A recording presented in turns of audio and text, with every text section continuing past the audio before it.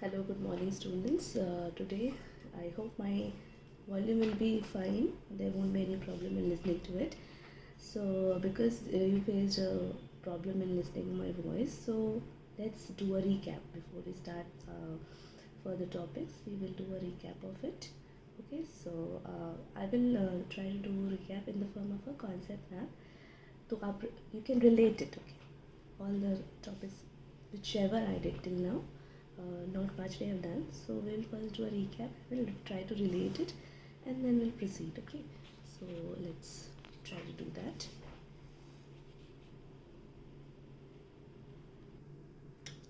Okay, so here I'll start with, here is electrostatics, the study of electric charge at rest. So it is also called static electricity. Then applications, it has many applications. One of them is uh, prevention of pollution of atmosphere by electrostatic precipitation of fly ashes. These are used in industries. Then designing of generators like Van de Graaff generator. Although Van de Graaff generator is not there in the course, it is deleted, but this is one of the applications which you should know. Then designing of CRT monitors and the TV. Earlier there was a big huge monitor of the TV. You remember that box was actually a CRT monitor. Even this computer monitor was a CRT monitor. Now they all are replaced. Maximum we have TFT, LCD monitors, etc. Then there's inkjet printing. Still we have this inkjet printing. This is also based on static electricity. Then electrostatic or spray of the painting. There is electrostatic spray of painting. So painting is done based on this concept of electrostatics.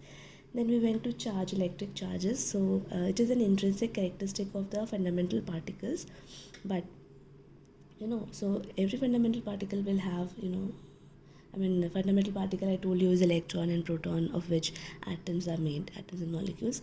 Now, but when we talk about object as a whole, they are all basically neutral. Objects are generally neutral, but when we do something has to be done to make it charged. Otherwise, they will all be neutral.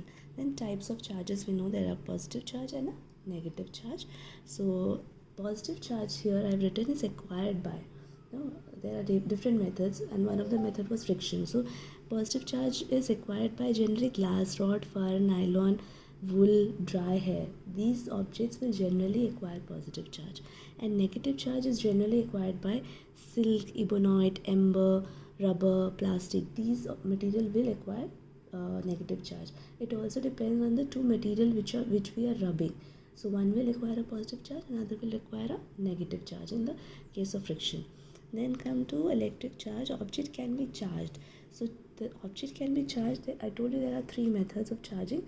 Conduction. This is it is permanent. So here in conduction I told you direct contact is required. Then in induction it is temporary.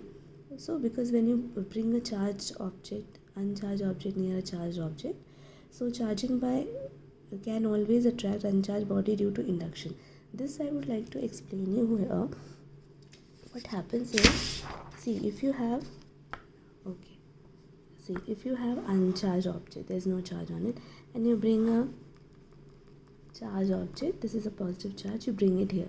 So what will happen, all the free electrons which are present in it, they will try to come this side, and so the center of mass of negative charge will shift this side, and the center of mass of positive charge will shift this side. Although there are no free positive charge, but the center of mass of positive charge appears to shift this side. So the time you keep this rod here, there will be charge separation in this object. If you take it out, charge separation will also go away. Okay, so this is temporary, but if I connect it, only if I connect it to ground, this is symbol of ground. Ground means it is at zero potential. So if it is zero potential, electron from the ground will come here. Okay, will be attracted by the positive charge, they will come here. So what will happen, earlier this was neutral now, but there is extra electron. Because of this extra electron, this object will appear to have a charge. Okay, this is charging by induction. This is what I meant. So if you if you have an uncharged object and you bring a charged object here, what happened, this side became negative, this side became positive. So there will be attraction between negative and positive, and there will be repulsion between positive and positive. but because this positive and this positive are far, so the repulsion will be less but the attraction will be more. So overall, if you see, there will be attraction only. Okay, so therefore every charged object attracts uncharged object. This is because of induction. This is what. So charged body can always attract an uncharged body due to induction. Okay, and reverse is not possible. That means uncharged body cannot attract a charged body. Okay, fine. Reverse is not possible. Therefore, repulsion is a sure test that bodies are charged. Now, third method was friction, that is by rubbing. So here I told you that equal and opposite charge will be attained by both the objects which are rubbed. In conduction, I told you that direct contact is required, but the sharing of charge, how much charge will be shared by each of the conductor, each of the object which we bring in contact, depends on the shape of the conductor, size of the conductor, material of the conductor. Okay. Then properties of the charge. So what we did first is there are two types of charge, positive, negative. Like charges repel and unlike charges attract each other. Then there was quantization of charge, where we told you aq is equal to n into e, where n is an integer. So if a total charge is given to you and E is a fundamental charge which is 1.6 into 10 to the power minus 19 coulomb. When you put this in the formula and find n, if n comes integer, that total charge is possible to exist. But if n is not an integer, total charge Q cannot exist if n is not an integer. Then conservation of charge for isolated systems. So system where you cannot add objects, we cannot remove particles, that type of system is isolated system. So the total charge inside it will remain constant. So when we talk about total charge, suppose there are 10 charges or 100 charges, we add all the charge. But when you add all the charges, it is an algebraic sum. Charge is a scalar quantity, so algebraic sum. For vector, we use vector sum. This is a scalar quantity, so we use algebraic sum. That means you have to, when you add, you have to consider positive and negative sign as well. Otherwise, you'll get a wrong answer. Here, one more thing I would like to add here. Conservation of, when I talk about isolated system, then annihilation and pair production are the two processes which also occurs. So that is based on Einstein's mass energy equivalence. So suddenly, pair production means suddenly a small amount of energy will disappear and two particles, particle and antiparticle of equal and opposite charge will appear. Okay, so what will happen? That is called pair production. So energy disappears and two particles are producing. So energy is getting converted into mass here. That is pair production, and you can find out the value of mass by using E is equal to mc square formula. Here, because equal and opposite charge are produced, so what will happen is the total charge will remain conserved. Okay, and annihilation is a process where equal and opposite charges, means particle and antiparticle, they combine together and they disappear to give some amount of energy. That is called annihilation. There also particle and antiparticle, means equal and opposite charge disappear, so the total charge will remain conserved. Okay, now I come to this point. Charge always resides on the surface of a conducting body. This is called skin effect. Okay, if you have a conductor, any shape of the conductor is possible. It can be a sphere, okay, or it can be any kind of shape. So if it is a conductor, if at all it is a conductor, if it is insulator, no problem. But if it is a conductor, charge, suppose positive charge, so it will always remain on the surface.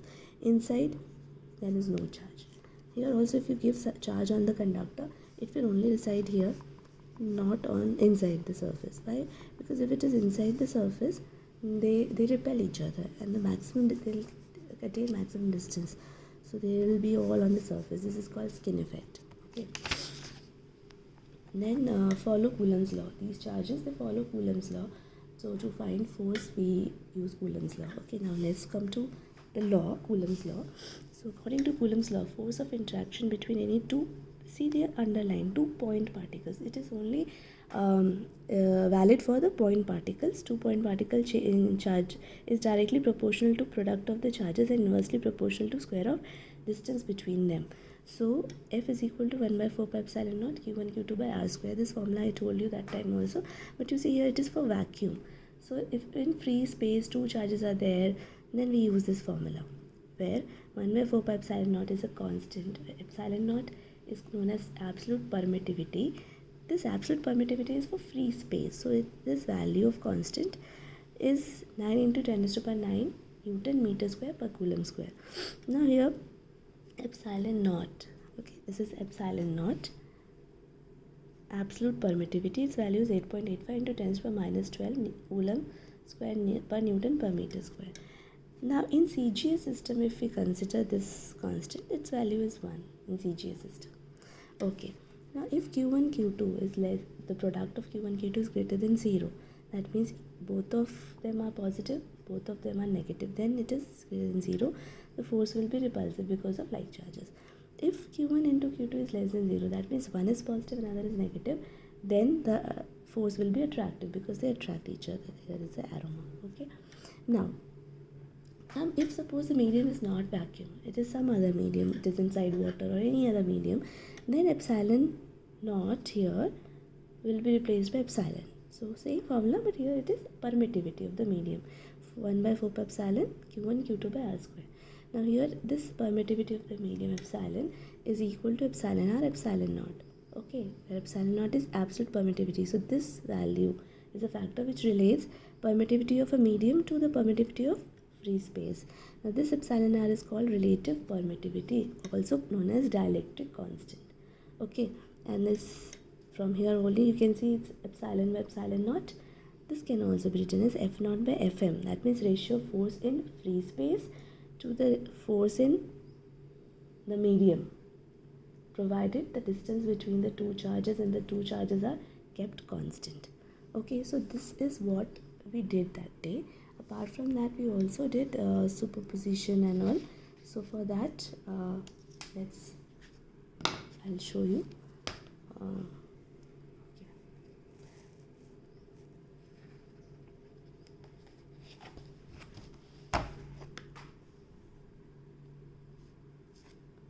I hope, is it clear? Electrostatic force or Coulomb's force. So we will first see the nature and the property. So this obeys superposition principle. Okay, electrostatic force, it is a vector, it is obviously force is vector, so it obeys superposition principle. That means presence of, so the two charges are already there, presence of the third charge does not affect the force exerted by 2 point charges on each other. So see, if there is one charge, there is another charge, there is force between them, F Q1 Q2 K by R square. And if I keep a third charge here, this is Q1, this is Q2, and this is R. This third charge Q3 will not affect this force. It will have its own third kind of force. It will have, what will be this distance? K Q3 Q1 by this distance square. That is different. It will not affect this. This will not affect this. Okay. So what will we do? So because of this, because they don't affect each other, so the total force given on a given charge, okay, total force on a given charge is the vector sum of all the forces on the charge due to other charges. Okay. So if I have to find force on Q1, I'll have to find force on Q1 due to Q2 and plus force on Q1 due to Q3. These two forces I'll do vector sum, not algebraic sum, vector sum, because these force is a vector quantity. Okay. Here is example also. You see, this is a coordinate system. Here is a Q naught force, Q1, Q2, Q3, Q, and so many forces are there. So if I have to find force on Q naught, I'll have to add all the forces, because Q naught will exert force because of Q1, Q2, Q3, Qn. All these forces I'll have to add. So F naught, force on Q naught, is equal to vector sum of force on Q naught because of Q1, force on Q naught because of Q2, and so on till whatever number of particles are there. Okay, now you see, here I have written the vector notation. Now because K is a constant, no? If suppose medium is free space, you can take K constant common. Q naught Q1 by R1 naught. So you see here distance, this distance from 1 and Q naught is R1 naught. This is R2 naught, R3 naught. So that is what here it is written. q naught q1 by r1 naught square, and this is a cap means unit vector. So because this is unit vector, this will be square only. Then plus, because I have written vector, so plus this second force on q naught because of q2 naught vector. Okay, this is how we represent when vector sum, when many forces are there. Okay, now if this is all q naught is common, so I can also write the same thing as k common sigma q naught qi by ri naught square ri 0. Only these terms are changing, no? 1, 2, 3.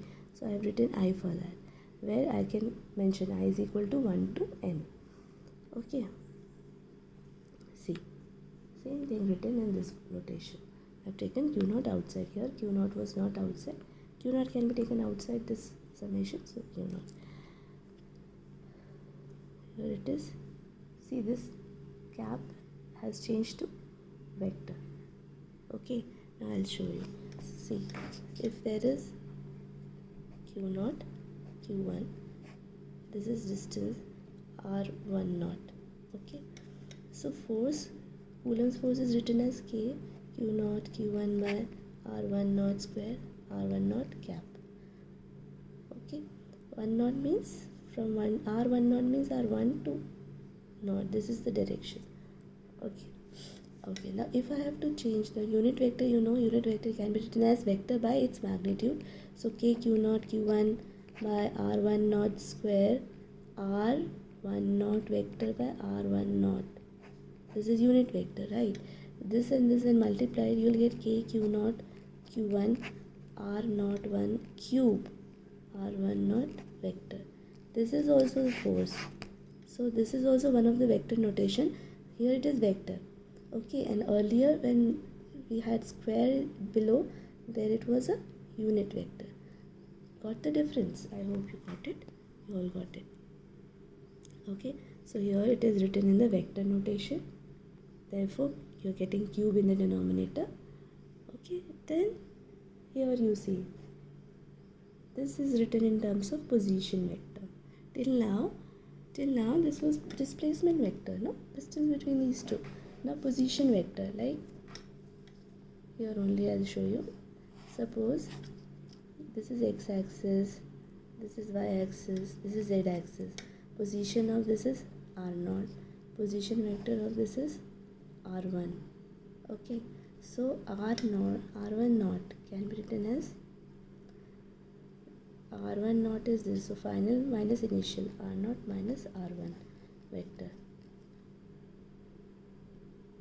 Okay, final minus initial. R1 naught means 1 to naught. This is the direction. This is final vector. R0 minus R1. Okay, so that is why this can be written as k q naught q1 R0 minus R1 vector by R0 minus R1 vector magnitude's cube. Okay, so here same thing written in terms of I and with the sigma. Okay, this is how when n particles are there, you can write Coulomb's force for n particle. Okay, Coulomb's force for n particle. All right, then okay, then definition of 1 coulomb. So definition of 1 coulomb, how will you define 1 coulomb? So come to this force again, q1 q2. If q1 and q2 they both are 1 coulomb each, and the distance between them is 1 meter. Distance is 1 meter. Then what will happen if this is 1 coulomb, this is 1 coulomb, and this is 1 meter? Then force will be equal to 9 into 10 raised to power 9, right? So how will you define 1 coulomb? When two identical charges separated by a distance of 1 meter exert a force of 9 into 10 raised to power 9 Newton, then the two individual charges of 1 coulomb each. Okay, now Coulomb's law in vector form. Here is the vector form. Two forces q1 q2, you can see q1 q2 separated, this is displacement vector. Okay, r1 to f, this the force is mutual. This will experience F12 force, this will experience F21 force. Force on 2 due to 1, this is force on 1 due to 2.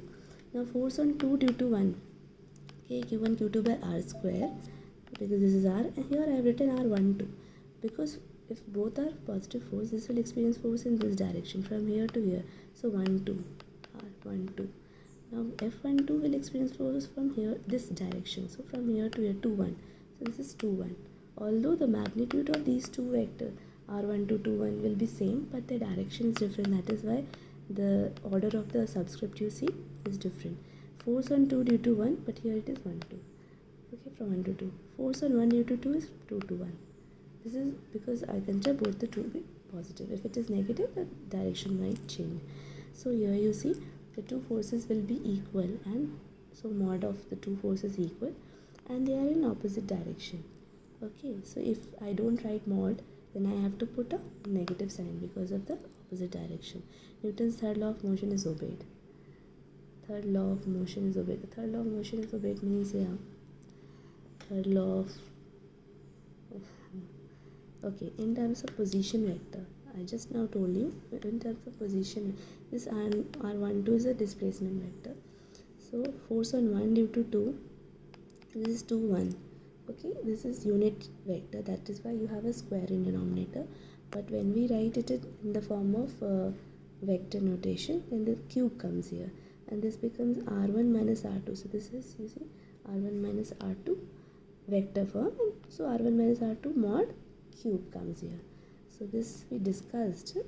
Okay, now before distribution of charges, now here I told you about discrete distribution of charges. There are two types of distribution of charges. Discrete, see, discrete means individual, like I'll show you here. Discrete means if you have this 1 2 3 4 5 n, so q1 q2 q3 qn, you can count them separately, you can see, and you can count them. This is called discrete system. But so this we have already done. Okay, distribution with considerable space in between the terms in discrete. Okay, so you can actually count them, there is a space between them.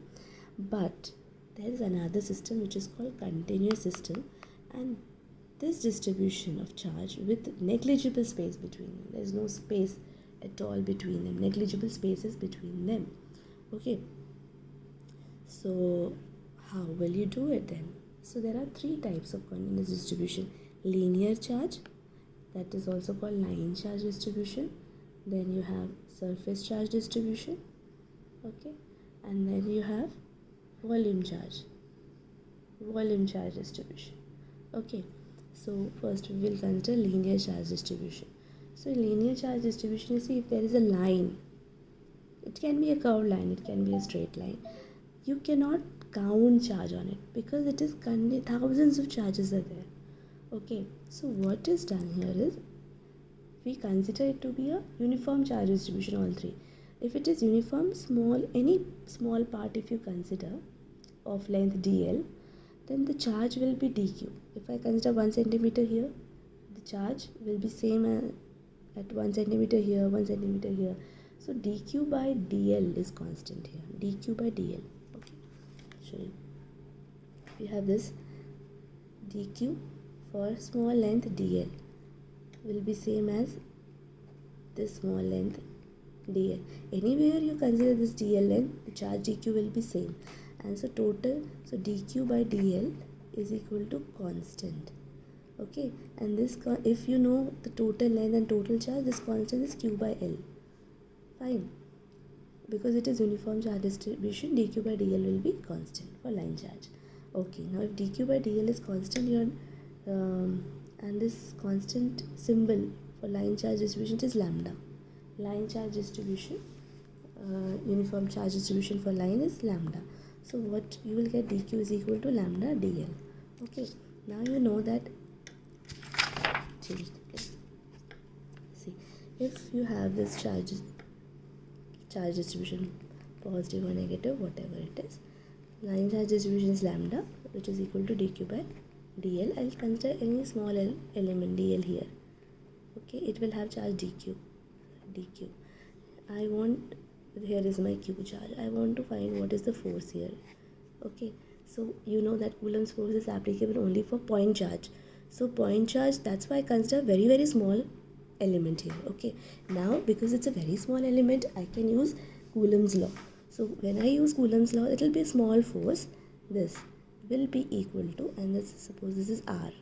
Okay, so this force will be equal to K Q dq by R square, right? And here I'll have to R cap. This dq I can write as, see, dq will be lambda dl. So this df can be k q r cap r square lambda dl. Okay, this is vector. So your cap is there. Now total force will be integral df. So it will be k q r cap by r square lambda dl with the integral sign. Okay, so you see here q naught by 4 pi epsilon q. You can, this q naught I've taken capital Q here, which I can take outside. K I can take outside, lambda I can take outside. So here it is. Okay, lambda, fine. Then comes surface charge distribution. Surface charge distribution is a plane surface. It can be a curved surface also. So suppose this kind of a sheet is there. It can be plain sheet, it can be a curved sheet. So here area is considered. So now what? Uniform distribution. So area. Sometimes we use A, sometimes we use ds. ds is also used as area, S vector. Okay, so area is a vector quantity now. So now any point you consider small area, the charge will be dq. Same amount of area if I take here, then also charge will be dq. So dq by ds is equal to constant. Now this constant symbol is sigma. Okay, so total charge upon total area, if you know, it will be sigma. Okay, so sigma will be equal to sigma into ds will be equal to dq. Okay, sigma into ds will be equal to dq. Now see, same method we will use. Okay, the method which I've used here. Now because of this, if I have to find charge force on this, so here is this vector r. Okay, so the d small force will be equal to k capital Q dq by r square r cap. Okay, now this will become k capital Q dq. I can write as sigma ds r cap r square. So total force will become integral df k q sigma. These can be taken outside, sigma r cap r square ds. Okay, this is the formula for surface charge distribution. Okay, sigma can also be taken outside because it's a constant. Then comes volume charge distribution. Same thing, but here you have a volume, closed volume. Looks similar, but this is a plain open surface. This is a closed surface, maybe solid or a hollow. So here any small part inside or on the surface I will take. Okay, or suppose to be more like a cube. It's not necessarily a cube. I can take any type of surface, any type of volume. This is dv, and which contains charge dq. And suppose I have to find charge on this q. This is r vector. So again same thing. Here what will happen? dq by dv is equal to constant, and this constant has a symbol rho. If you know total charge, if you know total volume, then this it is. dq will be rho dv, and then same formula, same method. So what you'll get? df. So it will be k q. Instead of sigma, you'll get rho r cap by r square dv. In place of ds, you'll get dv. Okay, see this expression. Right? Now if suppose you have all the three combination, line, surface and volume, then what you have to do? You separately find these three and sum of the three. This will be vector sum, obviously, because force is a vector quantity, so it has to be vector sum.